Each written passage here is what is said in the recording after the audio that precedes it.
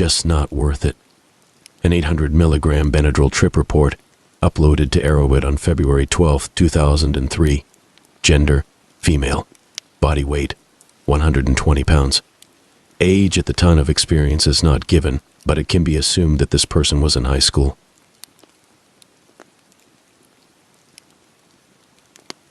I have taken smaller doses of diphenhydramine before, about 400 to 500 milligrams or so, and had not had any real lasting problems. So I figured it was okay to take more without experiencing any ill effects. I was wrong. Oh God, was I wrong? I was walking to school one morning in October, and I stopped by the grocery store on the way there to pick up the pills. I purchased a bottle of 32, 50 milligram gel tabs of Unisom, a sleep aid, and a Butterfinger bar. As I left the store and continued on my way to school, I downed 16 of the little blue pills. This was at about 6:20 in the morning.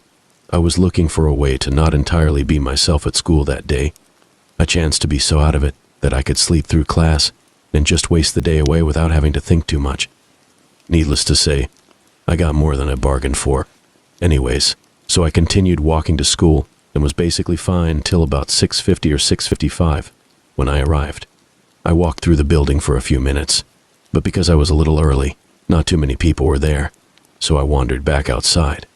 Outside, I was walking past the gym when I saw this guy that I sort of knew. He was a good friend of one of my friends, and he said hi as I walked past. I said hi as well, and was anxious to make my way past him and go on into the school, but then he noticed that I was not walking exactly straight, and he asked me if I was okay.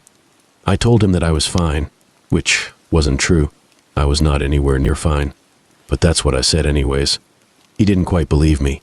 I think he thought I was drunk or something, because I was walking all crooked and kept tripping, and I wasn't talking like the most intelligent person either. At this point, I was starting to feel the effects of the drug, majorly. I was having a very hard time walking, especially with my book bag on.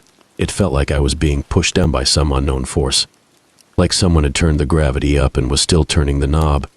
My tongue was becoming increasingly larger, and it wasn't working too well. I would try to say something, and instead of using my tongue to form sounds, it just kept getting in the way.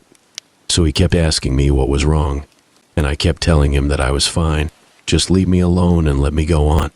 But he wouldn't let me go. He was telling me that I was not okay, and I needed help. Then a teacher or someone came by.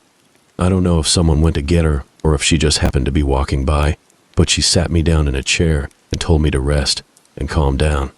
Well, I tried to sit down, but I kept slipping out of the chair, and finally I ended up just laying on the concrete, right outside the gym there. I kept trying to get up, but no one would let me. Some other teacher or administrator people came by and they kept asking me questions. They were asking me what I had taken and how much. I wouldn't tell anyone, so the lady said that I had to tell her, and if I didn't, then she was calling 911. That scared me, because I didn't want to go to the hospital. I had done this before, and if I just had some time to let it wear off, I would be fine. I don't remember too much of what happened next, just bits and pieces. But I think my friend's friend and some other teacher helped me walk to the attendant's office, and they put me in a chair. I vaguely remember the lady calling 911 and giving the address of the school to whoever was on the line. I remember seeing the paramedics come a little after that. These two guys in all blue came into the office. That is the last thing I remember until the hospital, but according to my friends, who came into the office, I was passed out on the floor and it looked like I was dead. I was then loaded onto a stretcher and wheeled out of the office into an ambulance, where I was taken to the hospital. I don't remember any of the stretcher or ambulance ride though. The next thing I remember is seeing this lady, about 25 years old or so, and she was trying to get me to drink this stuff, and I didn't want to. So she shoved this tube down my nose, through my throat, and into my stomach and put the charcoal into me that way. I think I passed out again after that. But the next time I woke up, I remember looking around and thinking, where the hell am I? I noticed the IV in my arm, and then I looked down. I saw that I wasn't wearing any clothes, except this little hospital robe. I thought, what happened to my clothes? I noticed that I wasn't wearing any underwear either, and the sad part was that I didn't know if that was because someone had removed them, or I had just forgotten to put underwear on that morning. Then I remember my grandmother and my parents came and tried to talk to me, but I was still not totally there. My mom tells me I was saying things that made absolutely no sense, and even talking to people who weren't in the room at all. I was still having hallucinations also. The walls were moving, and I was hearing things as well. I had to stay in the hospital for a few more hours, until my heart rate and blood pressure were back to fairly normal. They had IV enough saline or whatever into me to make me have to get up and pee about 4 times. A man came in and talked to me and asked me if I was trying to commit suicide, and he said that I was going to be admitted into the local behavioral center, mental hospital basically. So I was checked out of the hospital and checked into the behavioral center where I had to stay as an inpatient, meaning that I had to spend the night there for 4 straight days. After that, I was allowed to go home at night but come back to the day program from 8 a.m. to 4 p.m. for 5 more days. I was put on antidepressants and I was suspended from school for 3 days as well because when I was passed out, the school searched my book bag and found the rest of the unisom, some Advil, and a lighter. I have to go to a drug and alcohol abuse program for 2 weeks and continue with counseling after that.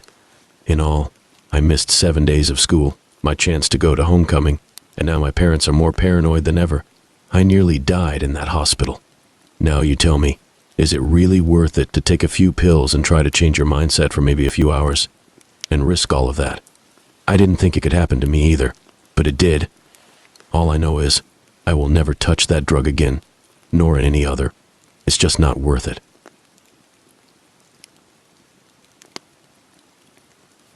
Thank you for watching. If you enjoyed this video, please leave a like and subscribe to the channel. New videos will be uploaded multiple times weekly. Stay safe. Catch you in the next one.